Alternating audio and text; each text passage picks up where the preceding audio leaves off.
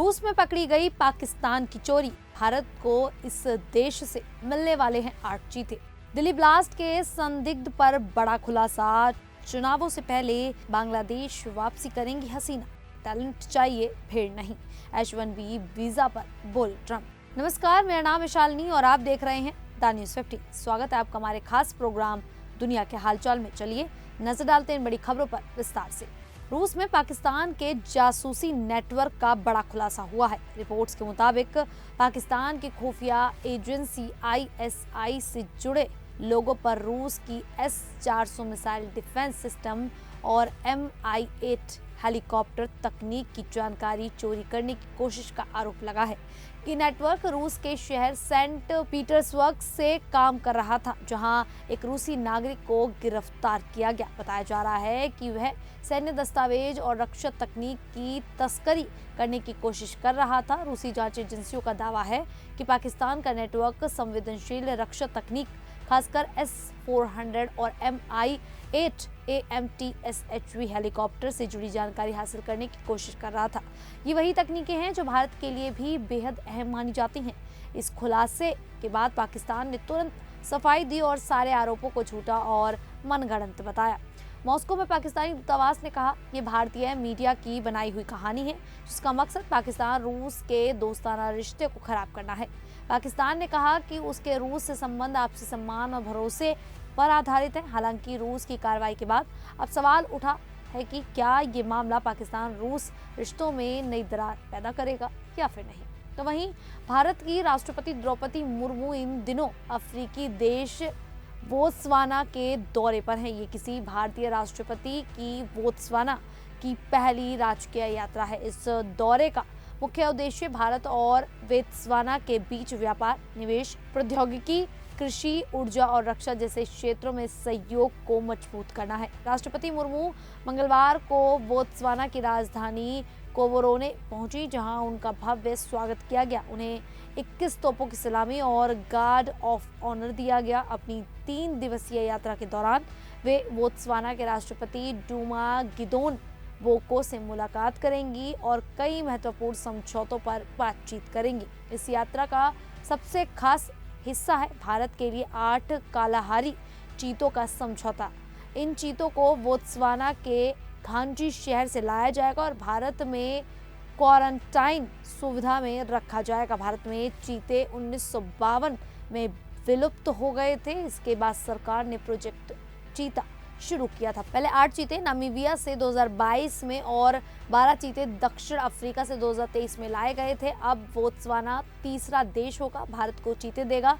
वर्तमान में भारत में कुल 27 चीते हैं, जिनमें से 16 भारत में पैदा हुए हैं। तो वहीं दिल्ली ब्लास्ट मामले में नया खुलासा हुआ है। जांच में पता चला है कि संदिग्ध उमर मोहम्मद और मुजमिल शकील ब्लास्ट से पहले तुर्की गए थे। वहां दोनों की मुलाकात जैश-ए-मोहम्मद के हैंडलर से हुई थी। सूत्रों के मुताबिक उनके पासपोर्ट पर तुर्की के स्टैंप्स मिले हैं, जिससे ये साफ होता है कि उन्होंने हमले की साजिश से पहले विदेश यात्रा की।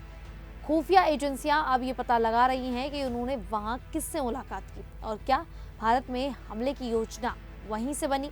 बताया जा रहा है कि तुर्की पाकिस्तान का करीबी देश है और उसने पहले भी पाकिस्तान को ड्रोन और हथियार की मदद दी थी। इसी वजह से तुर्की जैश के आतंकियों के लिए सुरक्षित जगह मानी जाती है। दिल्ली ब्लास्ट की जांच NIA कर रही है। अब तक इस केस में डॉक्टर मुजमिल शकील, डॉक्टर शाहिना शहीद और मोहम्मद आदिल को गिरफ्तार किया गया है। शाहिना के बारे में कहा जा रहा है कि वह जैश की महिला ब्रिगेड के लिए काम करती थी। एजेंसियों को शक है कि ये नेटवर्क शिक्षित लोगों के जरिए चलाया जा रहा है, जो भर्ती और फंडिंग का काम करते थे। फिलहाल देश के कई राज्यों में हाई अलर्ट जारी है और जांच जारी है। वहीं बांग्लादेश की अपदस्थ पूर्व प्रधानमंत्री शेख हसीना ने कहा है कि उनकी घर वापसी तभी होगी जब देश में लोकतंत्र बहाल होगा।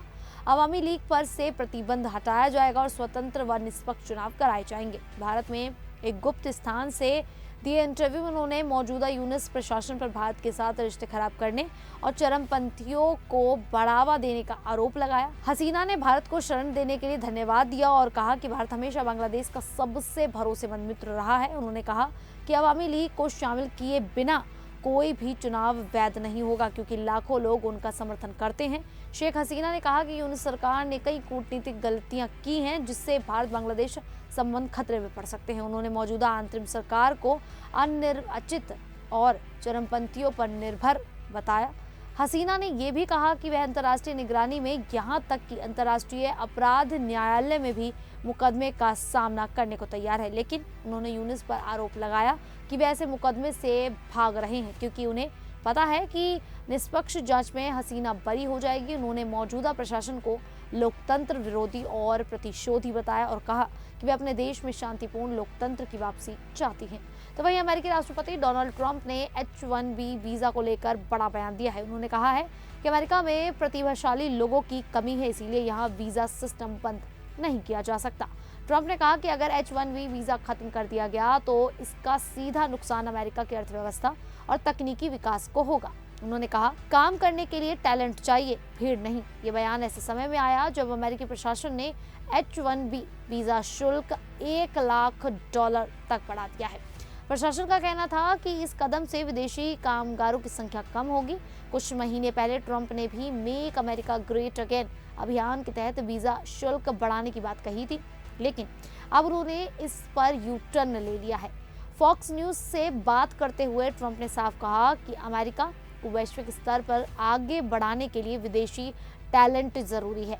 जब पत्रकार ने पूछा कि क्या अमेरिका में टैलेंट नहीं है, तो ट्रंप ने नहीं में जवाब दिया। इस बयान के बाद माना जा रहा है कि अमेरिका सरकार H-1B वीजा नियमों में बदलाव कर सकती है। इस वीजा का सबसे ज्यादा फायदा भारतीयों को होता है। 2023-24 में करीब 2.8 लाख भारतीयों ने ये वीजा प्राप्त किया, जो कुल वीजा का 71% हिस्सा है। खैर, अब इस पूरे मामले को लेकर आप लोगों की क्या राय है, आप हमें कमेंट करके जरूर बताइएगा। अभी के लिए इतना ही, फिर हाजिर होंगे ऐसी ही देश और दुनिया से जुड़ी बड़ी खबरों के साथ। तब तक के लिए देखते रहिए द न्यूज़ 15।